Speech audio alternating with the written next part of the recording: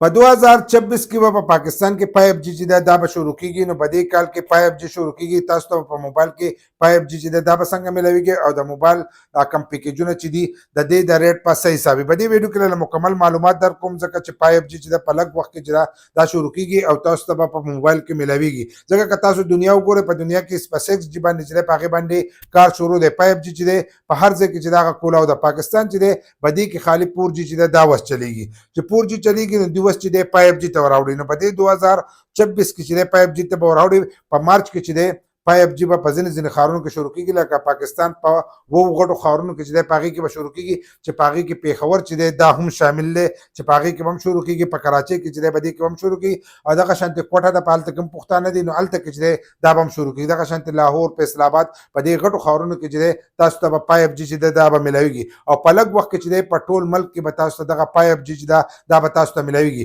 اوس تاسو سره چې کم موبایل دی، چې په دې موبایل کې به 5G راځي که نه راځي، زیاتر کسان چې هغه به دا سوچ کوي یا به ځان له موبایل اخلي. نو د هغو لپاره لازم دی چې موبایل اخلئ، نو د هغې نه مخکې چې تاسو به 5G چې دا به ګورئ. دا یو سافټویر نه دی چې تاسو موبایل ته وکړئ او ستاسو په موبایل کې چې 5G راشي. لکه ځینې څیزونه دي چې سافټویر راشي، د سافټویر سره هغه اپډیټ شي، نو ډایرکټ تاسو ته هغه په هغه باندې چې په موبایل کې هغه سیټینګ چې دا شو شي. خو کم 5G چې دی، نو دا 5G چې دا سافټویر نه دی چې ستاسو موبایل ته چې سافټویر وشي او 5G راشي. دا 5G چې دی دا هارډویر دی، دا په هارډویر کې خپل یو چپ چې دی دا لګېدلی، د هغې په ترو باندې چې دی دغه 5G چې دی دا په موبایل کې یو ځای کېږي. نو چې دغه 5G چې دی په موبایل کې یو ځای کېږي، نو تاسو ته پکار دی چې کله موبایل اخلئ، نو تاسو به 5G والا موبایل چې دی دا به اخلئ. کله چې په پاکستان کې 4G وه او د دې نه مخکې 3G وه، چې کله 4G شروع کېدل، نو بیا خلکو هغه 3G موبایل چې دی هغه ختمول او 4G چې دی دا یې اخیستل.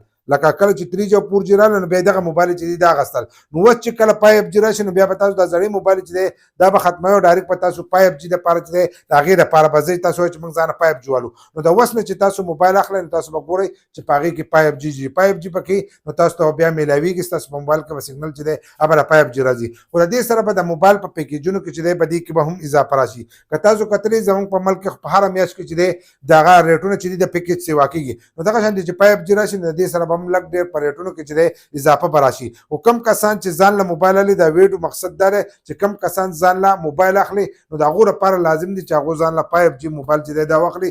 داسې نه چې تاسو موبایل واخلئ، نو سړی خو د 5-6 میاشتو لپاره یا د کال لپاره خو موبایل نه اخلي.